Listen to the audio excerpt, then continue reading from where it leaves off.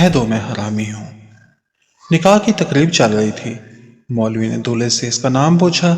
دولہے نے اپنا نام بتا دیا۔ مولوی نے اس کے والد کا نام پوچھا تو دولہا چپ ہو گیا۔ مولوی نے دوبارہ نام پوچھا تو دولہا پھر بھی چپ ہی رہا۔ مولوی نے تیسری بار نام پوچھا تو دولہا آہستہ سے بولا، مجھے اپنے والد کا نام معلوم نہیں ہے۔ چینل یوٹیوب پہ محمد عرفان یونس کے نام سے ہے، سبسکرائب کر دیجیے گا تاکہ آپ کو باقی سٹوریز کے نوٹیفیکیشن ملتے رہیں۔ سب حیران ہو کے اسے دیکھنے لگے۔ وہ بولا، اصل میں بات یہ ہے کہ میں نے کبھی اپنی ماں سے اپنے والد کا نام پوچھا ہی نہیں۔ اب تھوڑا انتظار کیجیے، میں پوچھ کے آتا ہوں۔ یہ کہا اور عورتوں والی پارٹیشن کی طرف چلا گیا۔ وہاں اپنی ماں سے اس نے اپنے باپ کا نام پوچھا۔ والدہ چپ تھی، انہوں نے کوئی جواب نہیں دیا۔ دولہا نے کئی بار اپنی والدہ سے یہی سوال کیا۔ جب سوال کا جواب نہ ملا تو وہ غصے میں آ گیا اور بہت فضول اوٹ پٹانگ باتیں کرنے لگا۔ ماں چپ چاپ اس کی باتیں سنتی رہی۔ وہاں بیٹھی عورتوں میں چیمگوئیاں شروع ہو گئیں۔ وہ اس کی ماں کے کردار کے بارے میں طرح طرح کی باتیں کرنے لگیں کہ باپ اگر ہوتا تو اس کا نام بتانے میں کیا حرج تھا، یہ نام کیوں نہیں بتاتی۔ یہ دونوں ماں بیٹا کافی عرصے سے اس محلے رہے تھے۔ بچہ چھوٹا سا تھا جب وہ عورت اسے اور اپنے باپ کو لے کے اس محلے میں آئی تھی۔ باپ کچھ عرصے بعد فوت ہو گیا اور وہ لوگوں کے گھروں میں کام کرنے لگی اور اسکول میں آیا کہ جاب بھی اسے مل گئی۔ جتنا ملتا اس سے ان کی گزر اوقات ہو جاتی۔ اسی طرح اس نے اپنی زندگی گزار دی تھی اور اس بچے کو بھی پالا تھا۔ آس پڑوس میں بھی کسی کو اس کی سابقہ زندگی کے بارے میں معلوم نہیں تھا۔ جب بھی کبھی کسی نے اس کے بارے میں سوال کیا تو اس سوال کے جواب میں اس کی ماں چپ ہو جایا کرتی تھی۔ پھر لوگوں نے پوچھنا چھوڑ دیا۔ وہ ایک اچھی عورت تھی، سبھی اسے اچھا ہی کہتے تھے، اس کی مثالیں دیا کرتے تھے۔ دولہا ابھی تک اپنی ماں سے باپ کا نام پوچھ رہا تھا اور وہ بتا نہیں رہی تھی۔ ماں کی خاموشی سے تنگ آ کر وہ کہنے لگا، میرا نکاح ہو رہا ہے اور ابھی یہ بات کھل گئی ہے۔ سب مجھ سے میرے باپ کا نام جاننا چاہتے ہیں۔ اگر میرا کوئی باپ نہیں ہے اور میں حرامی ہوں تو پھر بھی مجھے بتا دو۔ اس زندگی سے بہتر ہے کہ میں مر ہی جاتا ہوں۔ بیٹے کی بات سن کے تڑپ اٹھی اور اسے سینے سے لگا لیا اور کہنے لگی، چلو میں تمہیں بتا ہی دیتی ہوں کہ تمہارا باپ کون ہے۔ پاکستان بننے کے بعد میرے خاندان کے تمام مرد اور عورتوں نے ہجرت کا فیصلہ کیا اور پاکستان کے لیے روانہ ہو گئے۔ راستے میں کئی جگہ پہ بلوائیوں سے سامنا ہوا لیکن بچ بچا کے نکل گئے۔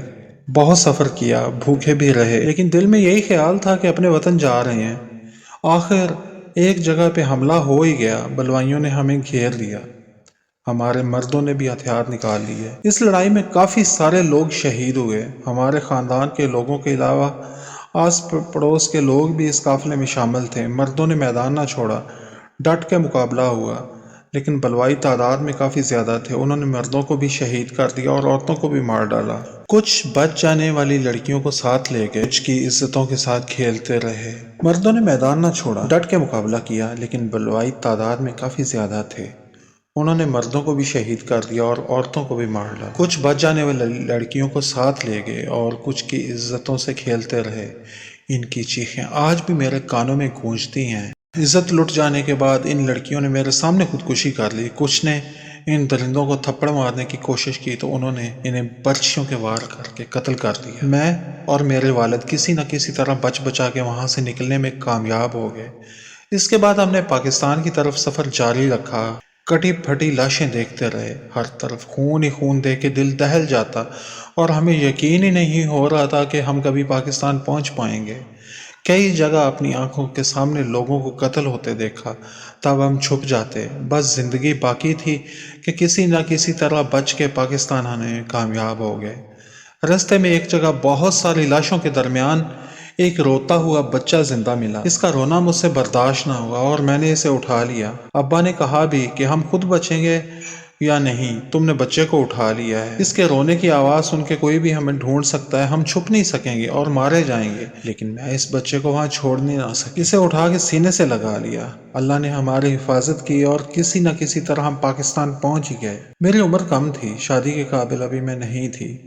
کچھ عرصے بعد والد صاحب فوت ہو گئے تو میں نے سوچا کہ میں اس بچے کو ہی پالوں گی۔